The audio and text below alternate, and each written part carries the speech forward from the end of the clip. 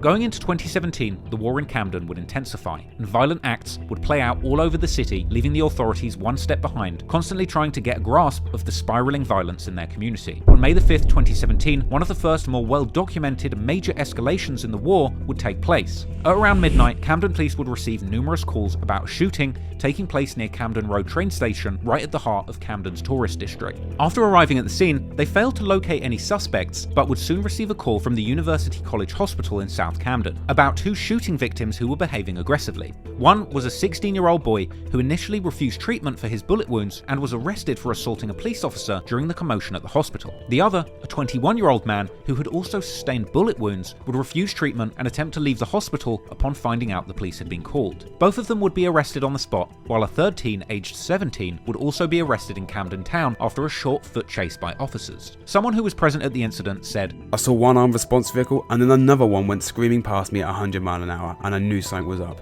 There were officers everywhere with automatic weapons." All three of the individuals were arrested on suspicion of GBH, or grievous bodily harm with intent. But as two of the suspects were juveniles, not much information was available about the incident other than what was on the news. And despite the UK having some of the most strict gun laws, it seemed that the most ruthless gang members in London were easily able to get their hands on lethal firearms, and they were willing to use them without a moment's hesitation. The next major incident would occur a few months later, this time on the home territory of Active Gang at the Lulworth House Tower at the heart of the Agar Grove estate. According to newspapers, on the 22nd of August, armed officers locked down the car park next to Lulworth Tower after reports of a shooting around 7 PM. Someone from the building would even catch a video of officers patrolling the car park after the attack. However, when they arrived there were reportedly no victims at the scene. But after an investigation, the police were able to locate the victim, who had in fact gotten shot but was still able to drive themselves to a hospital, despite bleeding profusely. The shooter also hit a white Mercedes that was parked nearby, leaving a mark of numerous shotgun pellets that peppered the back right wing. The UK drill internet sleuths did their investigations, later claiming that Chinks was actually the person responsible for this shooting. A witness who saw the aftermath of the incident stated, "I heard two loud bangs,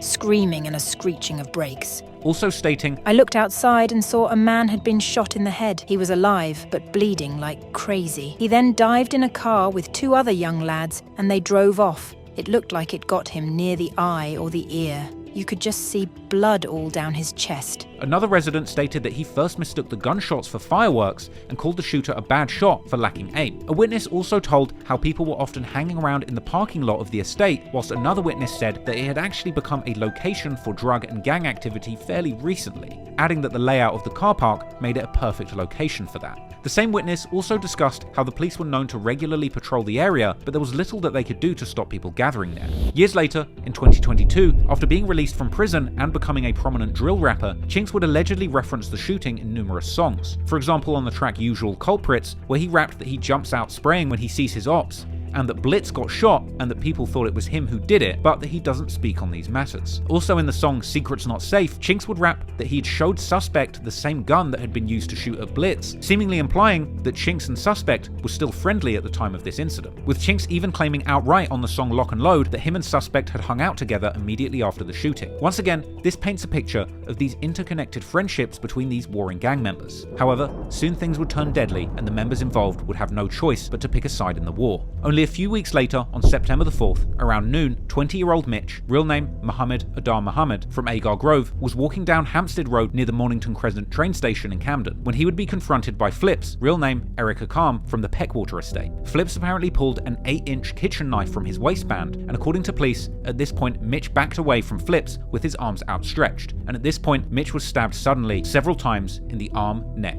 and back. After being stabbed, Mitch ran across Hampstead Road before collapsing in the street. These events all unfolded right in front of a plainclothes police officer who at this point begun to chase Flips along Hampstead Road. Whilst running from the police, Flips threw the knife onto a nearby railway track, where the knife was later recovered, still covered in blood. After a short chase, Flips was finally detained and arrested for the homicide in nearby Harrington Street. And when asked why he ran, Flips bluntly said, "Because I had a knife and I was scared." Meanwhile, members of the public would desperately attempt to save Mitch's life, with one passerby holding a scarf to his neck before emergency services arrived. And a doctor from London's air ambulance would perform emergency surgery at the scene in an attempt to stop the bleeding. But unfortunately, Mitch would succumb to his injuries and pass away. This was now the second young man lost to knife crime within his family, with his cousin Mohammed Abdullahi, aka Lefty, having been fatally stabbed in the heart in 2013. These two murders had taken place just a mile away from each other. During the trial, Flips would claim self-defense, arguing that Mitch was rumored to have previously shot and injured two of Flips' friends. He would also describe how Mitch had behaved threateningly, acting like he was about to pull a weapon from his waistband, which prompted Flips to protect himself. Another 51st affiliate would take the stand, giving testimony that Mitch had shot him just days before the murder, but the judge didn't believe this, stating that it was clear that the witness came to court to lie for Flips. The jury was shown photos of the knife, as well as YouTube videos with lyrics referring to Mitch being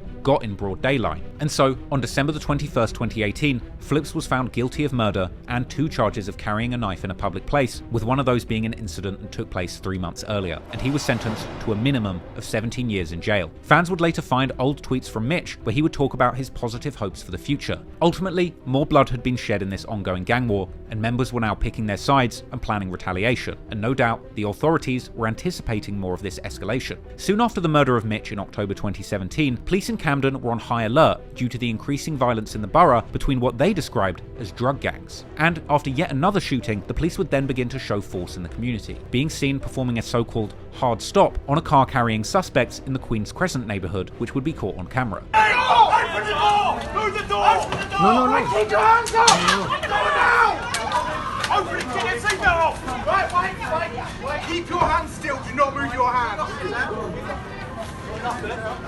Do not move your hands.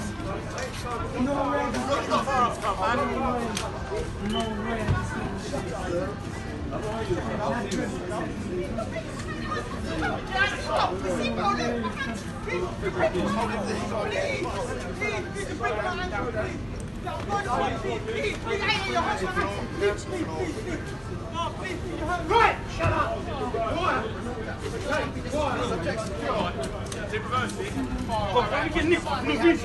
However, despite the police attempts to show the community that they were taking gang activity seriously, unfortunately, as we'll see throughout this story, the authorities are always one step behind these warring gangs. And moving into 2018, the clashes between these groups would get even more deadly, with the police unable to protect the public from the wanton violence that had been unleashed onto the streets of Camden.